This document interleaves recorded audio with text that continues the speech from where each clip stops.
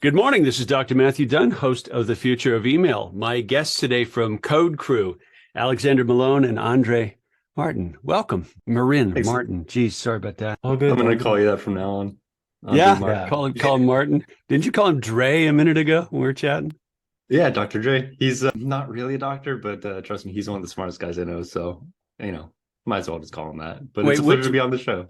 which of you guys is the jack of all trades? That's you, right? Right, Alex? I'm the Link, jack of all trades. He's the master of all trades. master of all trades. Yep. And you've teamed up to help a whole lot of companies do more interesting stuff with email at CodeCrew, right? Yeah, we got clients all over the map, really doing everything from selling knife sharpening via mail to fashion, anything you can think of, really. Really, really. Why email? Why not? Well, I mean, I don't think we have enough time to get into it, but myself personally, it's just a really fun piece of the marketing puzzle. I've done a little bit here and there with other bits and pieces, but email is just really, I mean, I'm gonna sound nerdy as heck, but it's fun. Yeah. When I saw your bio and I quoted it, right? Jack of all trades. And I thought, that seems to be characteristic of a lot of people who end up working in email because it kind of requires it. Fair? Yeah, I mean, so, I feel like it's one of the few marketing channels where you really need to use your brain as well as to try everything as well. I don't mean in any way to hate on any other channel. No, go ahead. But I'm fine with that. but you dig deep. I mean, it's not just surface level. There's deliverability, which just is its own beast, goes into a crazy, black box of who knows what sometimes. But then there's also just the marketing strategy. There's just the technical pieces on the back end. There's really a little bit of everything, and that's kind of what makes email so much fun. Yeah. And Andre, how'd you end up doing this? Well, I think I probably stumbled upon it a very, very long time ago, actually, quite funnily. But I think we have over 2 decades, Alex and I, combined working in the email marketing space. I used to basically build themes for CMS back in the day, so programming, and then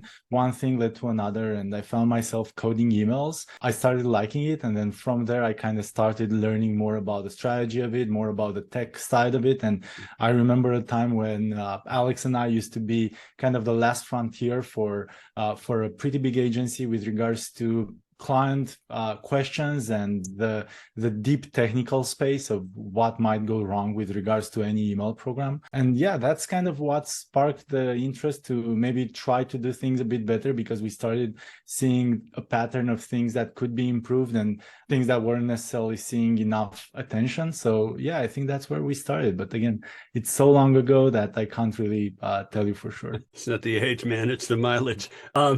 This thing about email, I'd be curious your reaction to this.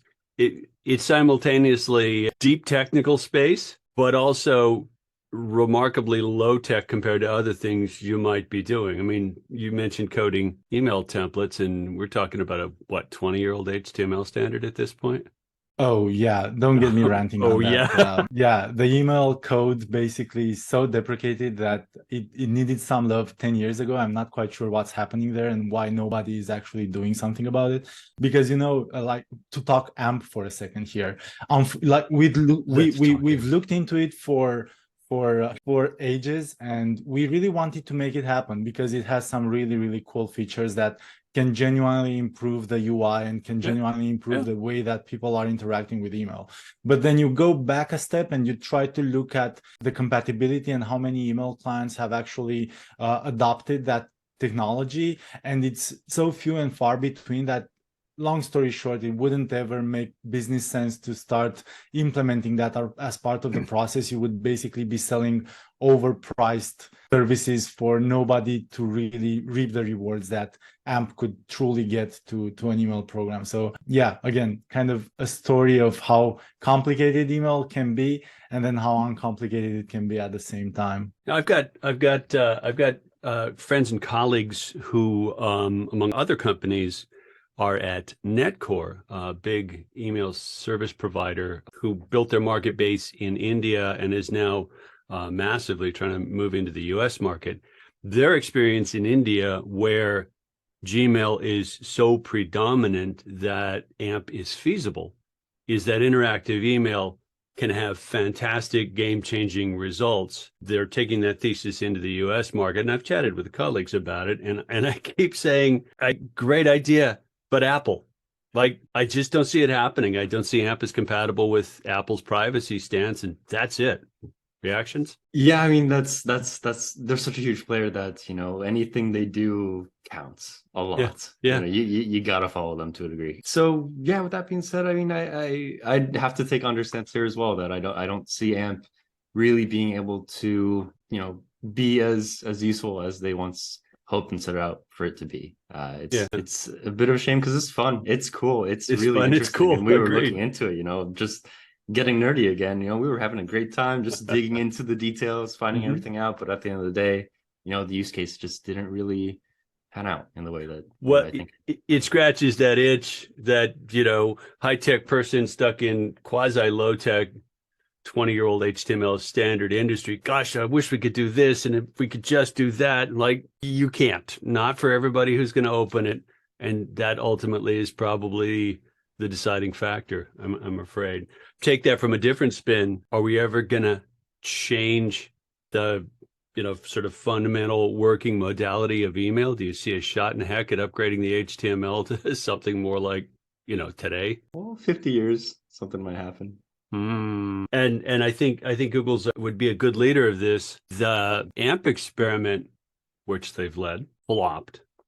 Are by the numbers. Like, no offense, technically brilliant, but Spark Post, what, 0.4% of emails sent have an AMP message body. Oh, that's not a winning number. So while changing the HTML platform might seem like a, you know, sort of a more humble goal, there's still, how do you herd all of the cats, all of the literally thousands of clients and device combinations along and say, everybody use this now? And it's bothersome because you kind of touched on it, Dre, the proliferation of devices, the other places we might, you know, access that particularly important bucket of information, like, they're kind of stuck, right? I guess we'll do it the old way. We'll pull a 20-year-old code base off the shelf and make an email client for our classes or whatever else. Yeah. Why do we do this to ourselves? Why? Now, you help clients grapple with this. What do you tell them?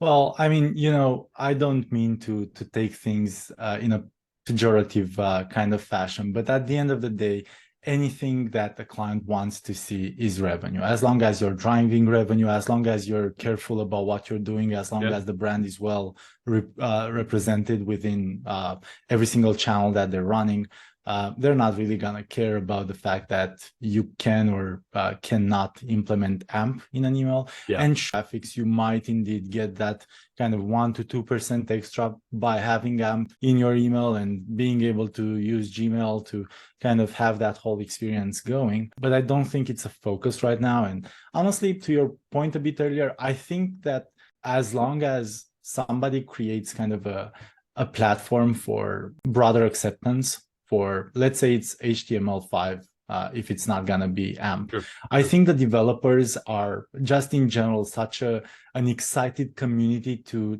get things moving that they will be enough to be a driving factor. You know, we see that even internally with our team. Every other couple of weeks, there's somebody from the code team that reaches out to us and says, hey guys, I've come across this awesome thing that you can now do through email. As of, don't get me started on kind of ChatGPT and how much we had to hold their horses. We'll get there. But yeah, basically we always have them reaching out to us saying, guys, let's try this out. Maybe client X would benefit from doing this sort of thing. And yeah, I think it's gonna happen because there's so many young folks that really want to be at the forefront of what's happening and do some really cool things. There's a lot of people that do a lot of research and kind of want to make sure that they're involved with the latest, greatest tech.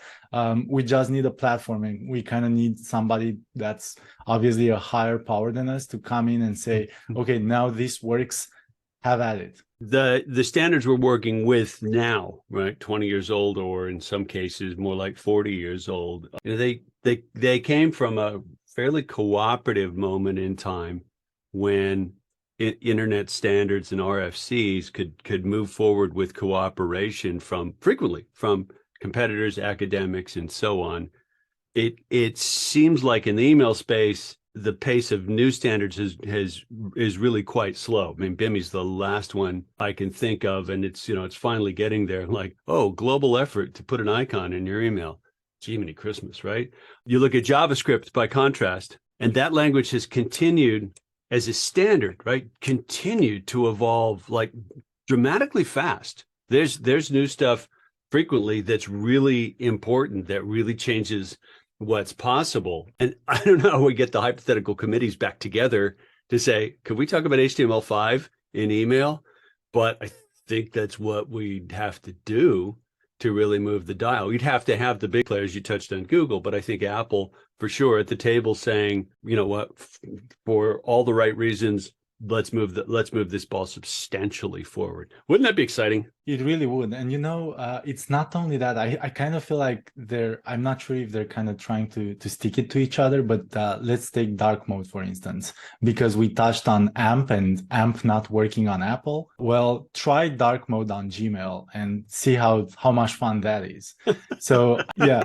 I just feel like there needs to be kind of a broader collaboration, to your point. People coming to a table and saying, okay, we are dinosaurs now in this industry. Let's do something about making sure that every single device, and again, moving back to just accessibility and making sure that every single device can render an email beautifully, efficiently, and everything in between. And I'm not gonna call out any brands, but some of the biggest, most badass, awesome brands out there, if you check their dark mode or if you check their emails from a place that doesn't really offer Wi-Fi or good enough internet connection, you're going to be so underwhelmed with what you're going to be able to perceive from their emails. Even things like alt tags, unfortunately, are still missing in action from these huge brands that should know better and should understand the fact that if you're in a metro and you're going to receive an email from X brand, you're going to want to at least know there's kind of a BOGO going on. It doesn't matter you're not seeing exactly the SKU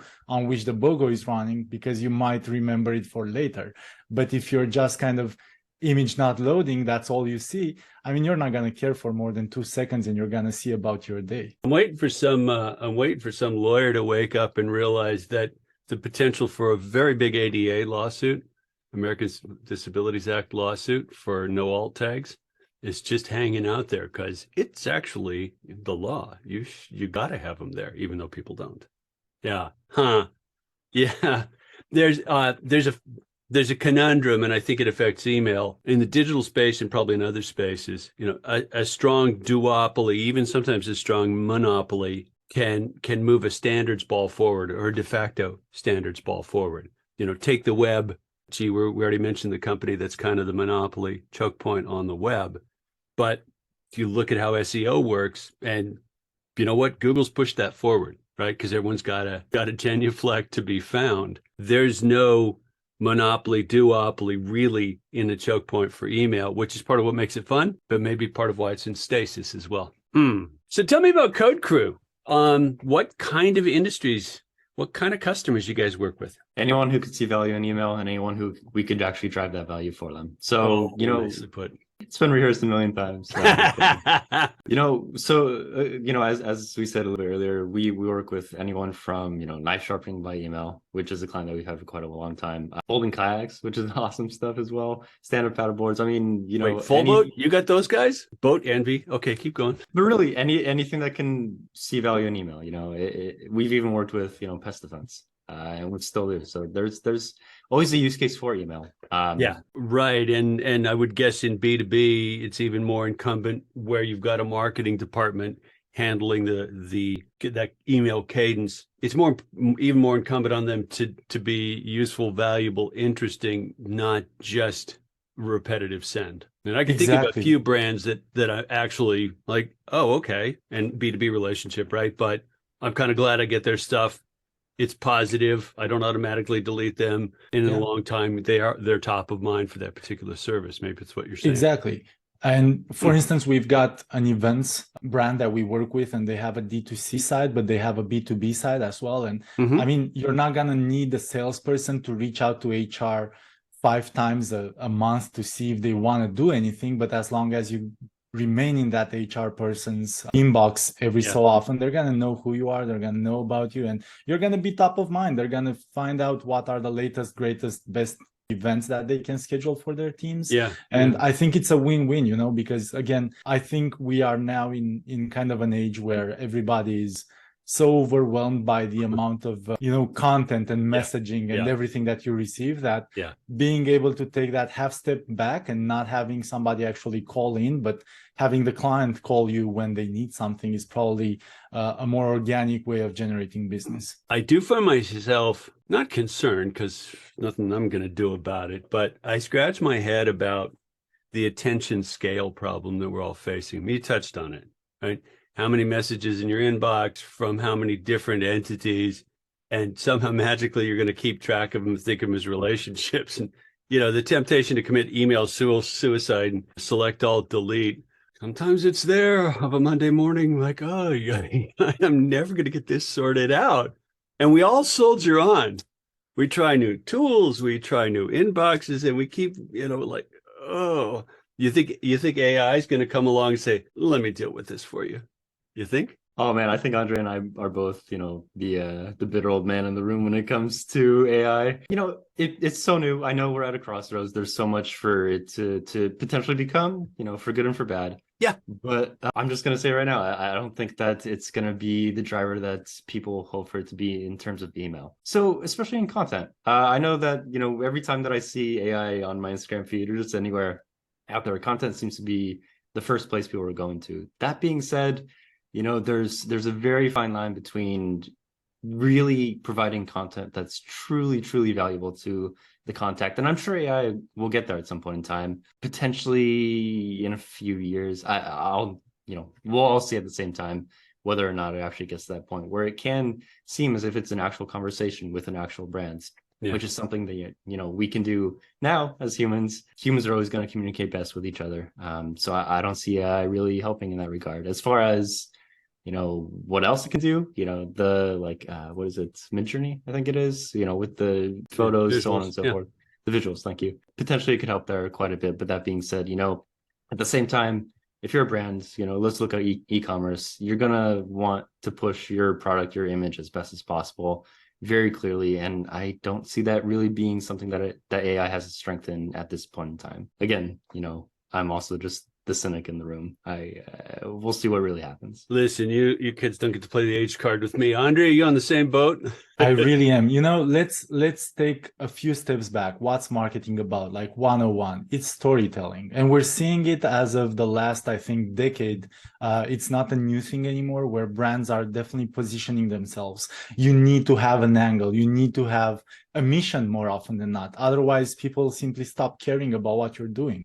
And so when you take that and you take AI, we have seen people kind of tell us, we're using AI to generate descriptions for our products. Like, you're not fooling anybody. I know you are. Like, I can tell. I've recently actually quite funnily received a happy birthday message that was AI generated. It was too much. It wasn't good enough. I'm gonna be honest. I would much rather prefer just wish you all the best, happy birthday, man, and that's it. Rather than this kind of resounding congratulative message that was clearly not written by somebody with their own mind. And I'm gonna be honest here. I think that with that whole component of storytelling behind the whole idea of why we're running marketing in the first place, you're gonna need to input so much information into that AI for it to actually be able to tell the story of you, of your brand, of your company, that it's not going to be able to do that efficiently. And it might be too much to bother in the first place. Like, if we are, for instance, at CodeCrew to write a blog about the newest technology out there or the newest something in email, we have a very specific snarky tone and a very fun way of making puns and being funny, smart, hopefully, or just annoying sometimes, maybe. That I don't think an AI would ever be able to take over that component from our team and have the same amount of fun and just engage as well as we can with the content that we're putting out. So maybe again we're too cynic with it, and maybe within a few years' time we're gonna all be deprecated and maybe that's a talking point and a thinking point as well for us in our team to start learning how to cook or something. But I don't think it's gonna be that fast. Hopefully, I'm gonna argue with one thing you just said. I think the reason you have the view you have on AI is because you're not cynical about email, because you actually think it can work if done well, sincerely, can actually be a channel for connection, brand building, communication. And that using a big filler called an AI engine to not actually do that job is BS and isn't going to work. Yeah. Well, I keep hearing people sing kind of the death song for email for the past 12, 15 years. And here we are working hard for brands, still averaging, between 20% on the low side to 45% on the high side of overall e-commerce revenue. I mean, replace us. Do it. Yeah. Good luck with that theory.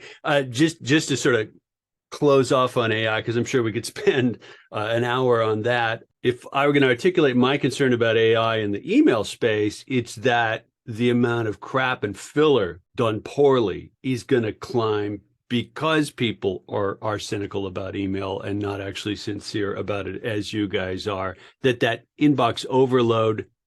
Look, how much of your inbox overload, honestly, comes from crappy mail merge? One of the reasons, this is intentional, I'm giving away trade secrets.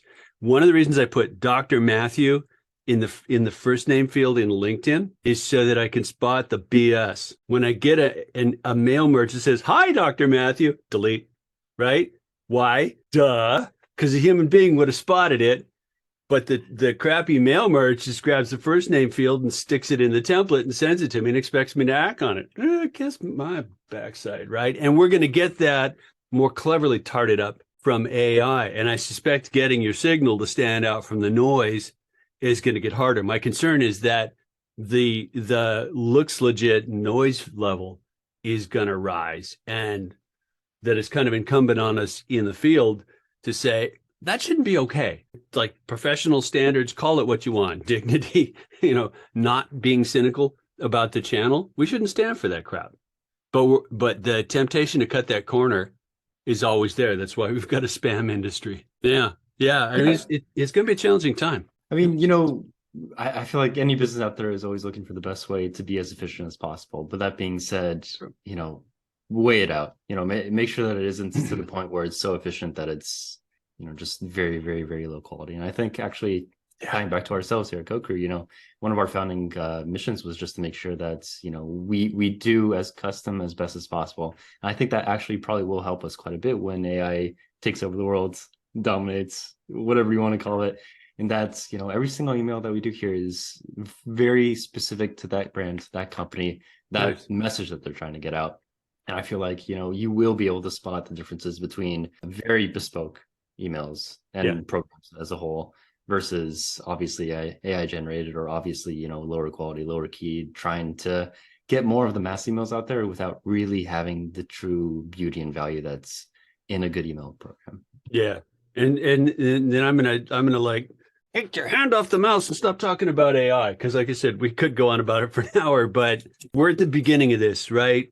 This will evolve. We'll all keep discussing it. We'll try things. We'll throw things out. We'll say this is good, this is bad. There's a whole lot of speculation at the moment, isn't there? There's a whole lot of storytelling, to today's point, about AI, and we're kind of competitive narratives, and we don't really know the answer yet. So let's not talk about AI anymore. Let's talk about CodeCrew and customers. What do you find yourself with a new, let's say, hypothetical new client? What do you find yourself saying, oh man, I knew we'd end up having to help them with this? Deliverability more often than not. A bit earlier you actually were, I thought you were gonna go there, but then the discussion went a bit sideways. So often we jump into accounts and, sadly, not necessarily self-managed accounts or team-managed accounts, sometimes even agency-managed accounts, and you see your kind of regular 25 to 50K email list be sent probably an email every day or definitely 5 emails a week with no segmentation involved. And I mean, let's face it, guys, nobody wants that amount of emails. I don't care if you're selling pans or if you're selling sneakers, nobody wants to receive an email every single day from you guys. We've even seen clients that are sending 3 emails every single day without any sort of segmentation. I mean, that's enough to drive anybody insane, quite simply. And we need to obviously come in and take a look at the root of the cause. And the problem is that you're fighting with kind of an email program that was really successful, let's say a year ago, and they were making X amount of revenue. Now they're making the same X amount of revenue, but they are coming off of a very dangerous peak of sending way too many emails to nail the same amount of revenue anymore, right? Yeah. So how do you scale back from that amount of emails and then not take a very severe revenue crush when you're doing it? And that's more often than not the challenge, just beyond making sure that you're nailing inboxing in the first place. You know, even like inboxing checked, we're good to go. We are healthy as can be. What are we gonna do now with the immense number of dollars that we were supposed to kind of be able to capture, but we can't anymore because these guys are just through the nose tired of your emails? And that's, you know, every so often we get the lead that says, I don't need an agency for email. Email is too easy. And then sooner or later, you kind of take a look in their account, you subscribe just like anybody would, and you start seeing some problems that are clearly ones that anybody in the business or anybody following decent benchmarks would definitely kind of recommend that they stray away from. And, you know, there's always the one person that feels a bit too big for actual experts and for them to come in and advise you on what to do. And unfortunately, more often than not, that kind of impacts deliverability, which is something that's really hard to come back from. Like once you've screwed up your deliverability and you're hitting so many spam lists and block lists that you can't really understand what's going on where. And you brought up Spark Post a bit earlier. It's just, there's a lot of work to come back from there, and it can all be avoided through decency a lot of times. Through what? Decency? Yeah. I mean, back to that sort of root thread from you. You touched on it in describing some of the overgrowth problems you've seen, but there's that funny, ignore the email program, and then if it's working, do this back of the envelope math. Oh, if we send twice as much, we'll make twice as much. No, it actually doesn't work that way, right? I am not going to buy 4 pairs of shoes because you send me, 4 emails a week. It's just not going to happen. There's a natural limit, tolerance, appetite, market, whatever you want to call it, to what people are going to do. Deliverability is such a black art, though. Lordy, what a mess. As unfun as it can get. As fun as it gets. I mean, I've had some real deliverability whizzes on as guests, Yanatoria, Sprocky, Matt Vernout, folks like that. And it's like talking to the wizard behind the curtain, like, oh God. But screw it up. And as you kind of touched on, it takes a long time to recover from the damage. What do you mean no one can open our emails? No one's even getting them. That's the cost of that particular screw up, right? Okay, deliverability, assumed problem when someone who comes in the door, or at least opportunity for growth. What else? I'd say that's usually the main one. But hand in hand with that, we see list issues. Oftentimes we'll see clients coming in the door with contacts just hiding out in their ESP somewhere. They haven't been contacted in maybe 2 years just because of improper segmentation. And lo and behold, they say, oh, hey, back of the envelope math as well. We have X number of contacts that haven't been contacted. Yeah. They would love to receive 5 emails this week. And we know what happens next. So, one of the reasons I don't worry about the Terminator AI showing up with a machine gun at the front door is that I have a reasonably good idea how crap the data in the world actually is, like everybody's email list. I mean, seriously, we work with clients on a variety of projects and like, here's our data. I'm like, oh God, this is so bad. It's awful. I mean, this is an industry that still runs on comma-separated values. Come on, people. So the killer robots are going to go, this is too much work. I'm going to go do something else. Right? The data is a mess. For sure. We probably have a couple of types of leads. Ones that come in and say, okay, my master list is 100,000 users. What are you going to be able to do with that? And then we have leads that come and say, we're actively sending to 50K users. And you kind of know, okay, so we have 50K valuable users. If somebody comes in and says, I have 100K list, what are you guys able to do for me? Then you kind of start shrugging and, oh my God, I really need to take a look into your ESP to be able to tell you anything about what we can do with that list. Because I mean, for all I know, 80% of them might be somewhere in a ditch by now. Right, right, or the precise ones you don't want to send to because they're a seed list that's going to screw your deliverability. Are you guys platform agnostic as far as ESPs as an agency?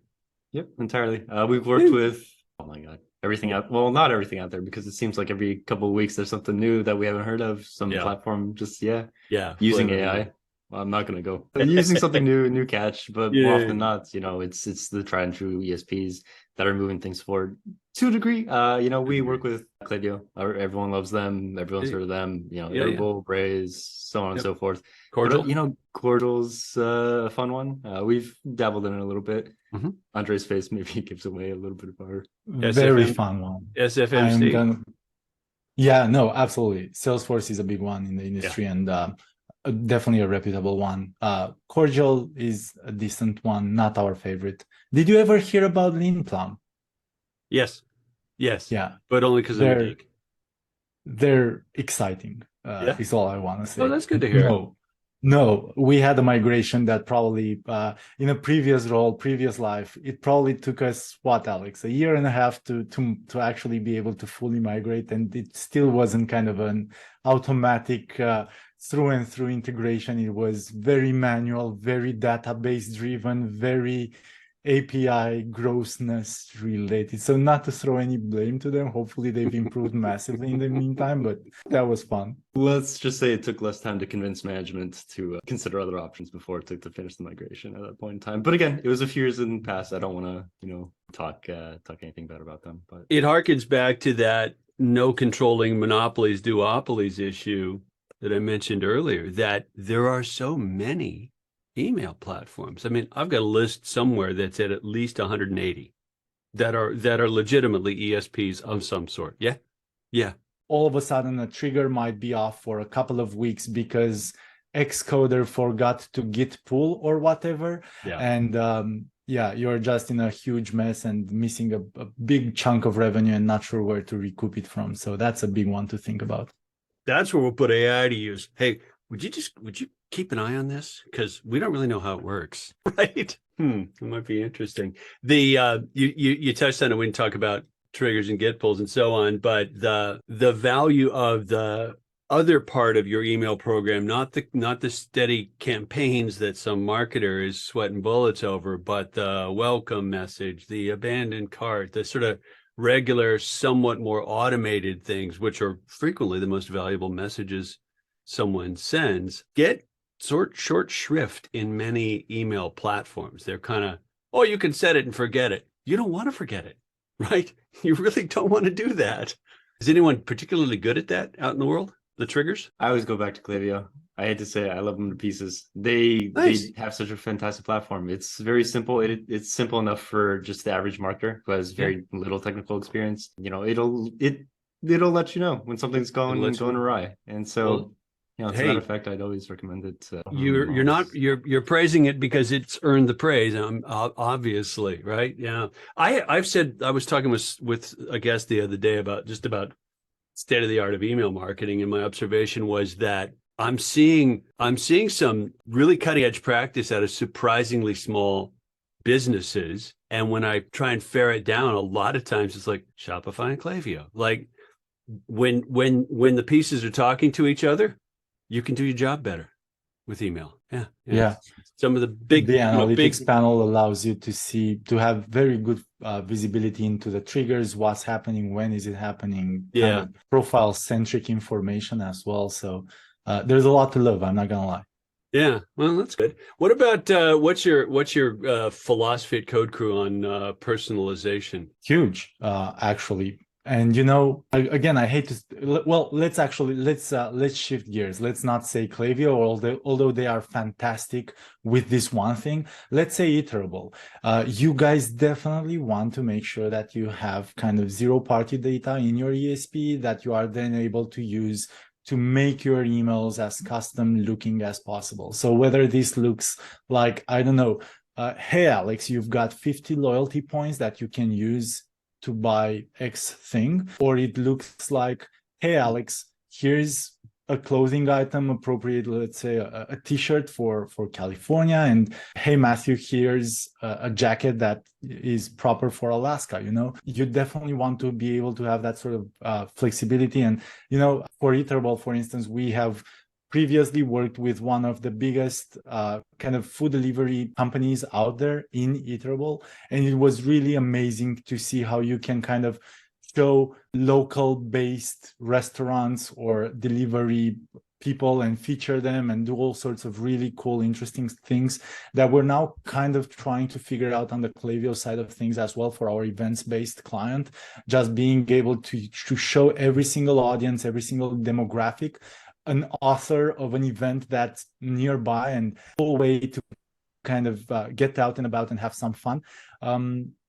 And yeah, definitely something that you definitely want to look into and implement. And I know it can sometimes feel a bit daunting to even take that task on, right? But start with the small things. Figure out your biggest audiences.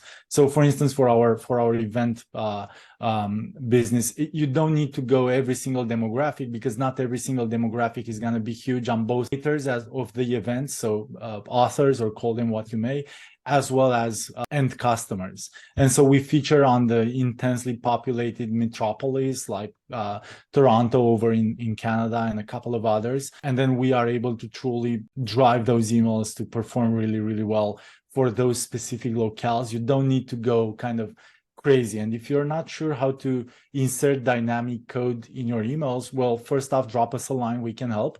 But then secondly, you can even start by segmenting your audience and making sure that only the Toronto-based folk receive the Toronto-based email. It's very easy stuff if you think about it.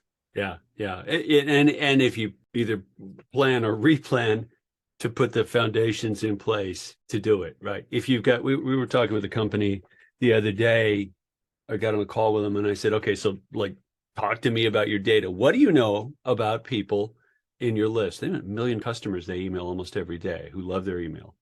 And they literally said, we have their email address. That's it. Yeah. Those of you who are listening, Alex is just shaking his head silently on the screen here. But that's not, they're not the only ones in that boat, right? All we have is the email address. They're not the only ones in that boat. How do you personalize? You don't know anything about them at all. We've seen the other end of the spectrum though, too, with kind of workflows that look like there's definitely a factory somewhere that's not only extracting oil from the ground, but also processing it to make 15 different things from that raw material that they're extracting. But yeah, to your point, I mean, start with a quiz, start simple, figure something out. And then something that we actually did for our folding kayak client. They have kayaks of all sizes and shapes and cool things, and not everybody needs the same kayak. So we started asking questions through a simple quiz. How tall are you? How often do you go kayaking? How proficient are you? Do you go with anybody? And then you would start receiving a nurture flow that basically shows you the product that you need, not all 5 or 10 of them, and then walks you through the entire process there. But you're not going to get 100% even on a good survey. Here's one of the conundrums for email marketing. We can do the marketing job better knowing more about that person at the other end, but there's a limit to what they will tell us, what they'll spend the time to tell us. And there's a boundary that differs nation by nation about like what's okay to keep and what's not. The privacy, PII, zero party, which you mentioned, first party data, and you got to live with a really different level of achievement, record by record, for that particular set of issues. How do you reconcile that? What do you do when someone says, I don't do surveys? That's how they end up in that list that nobody touches for all the years, huh? There's always a will, there's always a way. If someone is really truly engaged enough in the program, they'll want to help you help themselves as well. Sometimes there are contacts that you understand don't want to input that data, don't want to provide you with the information about themselves. Unfortunately, more often than not, they'll fall into a little bit more of a general bucket. That being said, again, make sure the emails are targeted to the general, just the consumer, any data that you do have, even if it's scarce, I mean, if it's hopefully more than just an email address, but again, anything that you have, you can leverage. And so, if someone doesn't want to fill out a survey, and I can't blame them, I'm one of those people too, find out any cohort, any kind of associated contacts who could potentially have, data that you could leverage towards that contact, sort of like a lookalike audience in Facebook, I'd say. Yeah, like that. Yeah. And it speaks to the value, not need, the value of tying other systems in for a more holistic view of the customer. Exactly. Yeah. I feel like I'm gonna probably drop an email to both Klaviyo and Shopify asking for 5% of any leads that come after this call. But I'm gonna have to plug them again and just say that, for instance, an example here would be to Alex's excellent point. Just looking at browse data, if Alex only ever searches for socks with fries on them, it means that he probably loves socks with fries on them. Yeah. So give him more. Start checking out my either fries or socks. Yeah, sorry, Alex. I agree, but I would be pleasantly surprised if I were chatting with an e-com company who said, "Oh yeah, we keep track of product browsing and we feed it back into customer profile, CDP, Klaviyo, whatever." Why? Because I know it's technically possible, but getting those frequently disparate systems to talk to each other about that is freaking hard. It's a lot of work. It's a lot of cost, and it seems like it's overkill. It's probably not, but it seems like it. And the fact that an email system is one thing and an e-commerce system is another thing, it's kind of the root cause of why is this so hard? Because they're completely different boxes from different vendors. They weren't actually made to work together. One of the reasons Klaviyo, I think, is kicking butt right now is because, did Shopify, $100 million investment about 6 months ago into Klaviyo? Like, those two companies play together quite intentionally, and I think it's to the benefit of their customers that they do. Arguably harder to do some of this stuff with some of the big iron, traditional, large-scale systems. It's harder, speaking as a guy who's done e-commerce for a lot of decades at this point. Yeah, well, I don't think we'll all be out of a job hanging around the email space. What do you think? We'll be good for a while. It's funny. It seems as though from leads we hear a resurgence at some points in time. Sometimes we'll hear, "Oh yeah, we've been doing email for forever." And actually, I feel like just recently, the last 3 or 4 leads that we've spoken to have said, "Yeah, I just heard email is this huge thing. What's going on? How do we get into it?" And it goes in waves. As long as you ride the waves, you're gonna be good. But it's not going anywhere, and neither is the human aspect. I think privacy laws and regs, particularly in the US, are actually likely to shove more people to pay more serious attention to email. I think there's more than a bit, I'm trying to be polite, there's more than a bit of skepticism about some of the large social media channels, both for what seems like never stopping ratcheting of costs and for misbehavior with customer data. And you go like, why are you giving those guys money? Invest in your email program. It's going to pay off better. Oh, good idea, right? And not all of here's a simple example. If Congress banned TikTok, where's that budget going to go? To CodeCrew. Find them at codecrew.us. Excellent. That was genuinely an excellent. As good as it gets. Yeah, it's a fantastic point though. And actually, funnily enough, we tried PPC in one of the social platforms for ourselves as well. Yeah. And we kind of assigned it a budget to see what sticks and what happens. And the click-through rate was through the roof. So we clearly kind of knew how to position the ad to actually generate click-through rates. But that was about it. I don't know if the people that click through were kind of 80-year-old grandmas kind of looking for the next thing to knit or what, but we saw absolute zero interest from some of that generated traffic. And I understand the fact that we are in a very particular space. We are B2B. We are looking for brands that are looking to continue growing and better their efforts. I understand all of that, but I still kind of feel like there's a big amount of unknown with regards to who your actual end customer is when you're spending money on these platforms. And if you manage to find yourself working with a team that can bring you good enough ROI, and by any means, don't hear me wrong here, generating traffic to your website and being able to capture their email address in the first place is kind of what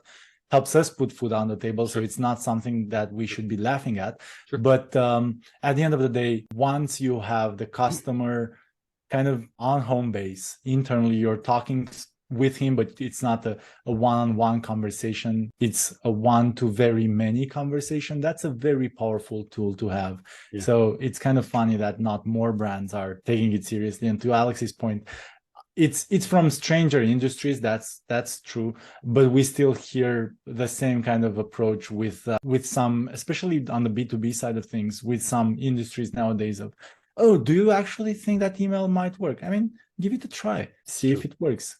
It's weird. It's 2023 and you're not doing email, but you have this huge list for a while. I mean, why have you been collecting those emails in the first place? Yeah. So they don't do any good just sitting in a table or an Excel doc somewhere. So we should probably wrap up and do actual other work. But what are your parting thoughts about the future of email? What do you expect to see different here? I'm gonna put a peg on it. What do you think will be different in 3 years? Dre, I think you have an idea. Shameless plug, but I'm gonna let Alex tell you guys about it. Nice for your risk card. Yeah, so who can predict the future? Nobody. That being said, it's one of the most fun things you could do. I'm not a psychic, but I'd say brand collaborations is probably going to be a really big thing. We've seen, going back a little bit, just trying to figure out any way that you can bring more contacts into your program. There's always some new way to do it. Some ways are better, some ways are worse. We've seen platforms that just scrape the internet for email addresses. Probably not going to recommend that. But, going back to brand collaborations, if you have a brand that's like-minded, potentially or hopefully not in the very same space that you're not a competitor, but you can come together and help each other grow, I think that that's going to be a really strong driver to help, increase list size. Like hopefully you can go ahead and, churn a little bit of money out of these folks as well. But I'd say that that's probably going to be it. We've tried and we've seen so many different ways to grow your list, to keep them engaged, to have those contacts coming into your list be high value. And again, I see, brand partnerships probably being the way that happens. Yeah, and we've been working on it. We're trying to get something going here. We call it, lovingly, we call it Tinder for brands. We're trying to get this thing going. It's still a bit in beta, but it's basically gonna be this place where different brands come to us. We then pair them together and we try to help them help each other out. So Alex gave that fun example of a knife sharpening brand that we work with. What if that knife sharpening brand comes into collaboration with a wine brand and with a meat sourcing brand? Absolutely. And they do an email together and everybody has a lot to win from it, right? Not only actual money from sending and cross promoting each other, but new contacts that they can then continue to promote to. So we've been building this fun little thing called Crunity. Hopefully it starts helping out some more brands than just the few ones that we've been able to work with as CodeCrew's clients, because this is something that's kind of destined more for the masses rather than for what a normal agency size can service. But that could be a big thing that we are seeing some brands do, but it doesn't have mass adoption yet, unfortunately. Just select brands try to do it, and it's probably because it takes such a long time to source these brands and kind of make sure that there's strong enough connection with regards to the scope, the moral values are there, but then you're not actually competing for the same dollar that end customer has to spend. That's an exciting concept. I hope you guys knock it out of the park with that. That's awesome. So if someone's listening and I want to talk with these guys, where do they find you again? So you can always find us at codecrew.us. All of our socials are linked at the bottom. That being said, just to make it quick and easy, if you find us on Instagram or Facebook, we're just codecrew.us. Twitter is codecrew.us, no dot.